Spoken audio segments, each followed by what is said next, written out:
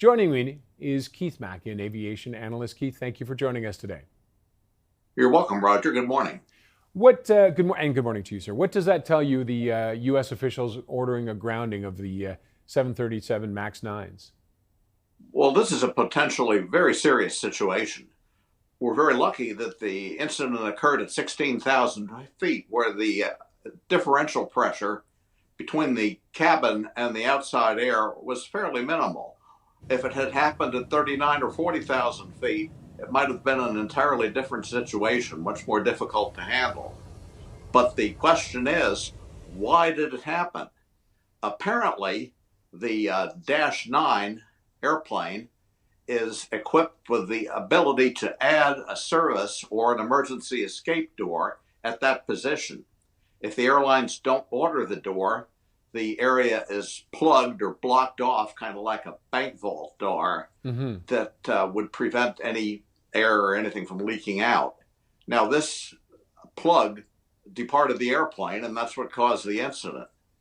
I assume that they have been unable to recover the missing plug, and their ability to determine what was wrong may be limited by this. So I think we're going to hear a little bit more about it in the future.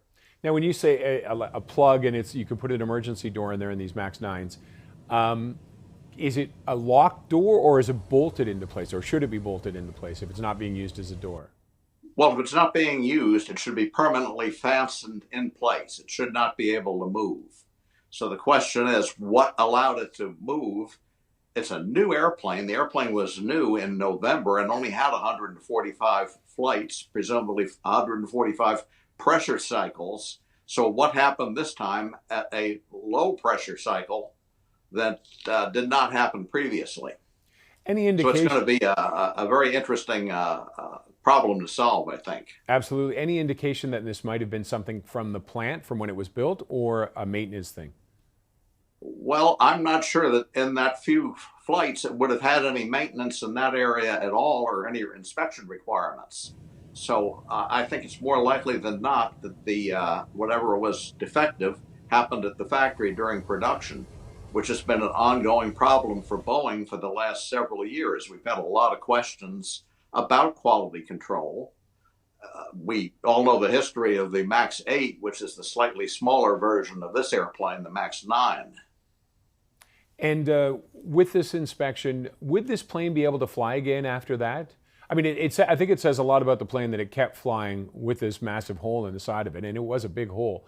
Will Well, this plane be able to it go back was, into but service? they'll go back in service. The question is now, what caused it to happen? And how can we prevent that from ever happening again by doing an inspection or a modification or a parts replacement?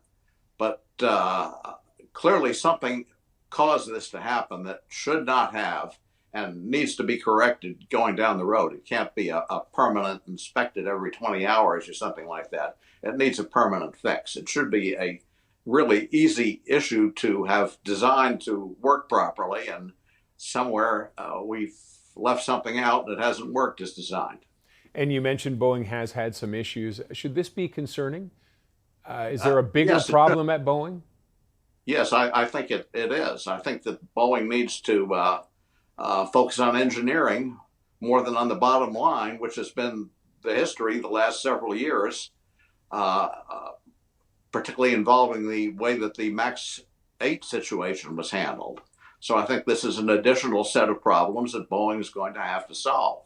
They may be much easier to solve than the MAX 8 issue, but it's still, passengers can't be flying with a fear that they're going to lose a section out of the fuselage. Okay, Keith, thank you very much for joining us this morning. You're very welcome. Keith Mackey, our aviation analyst.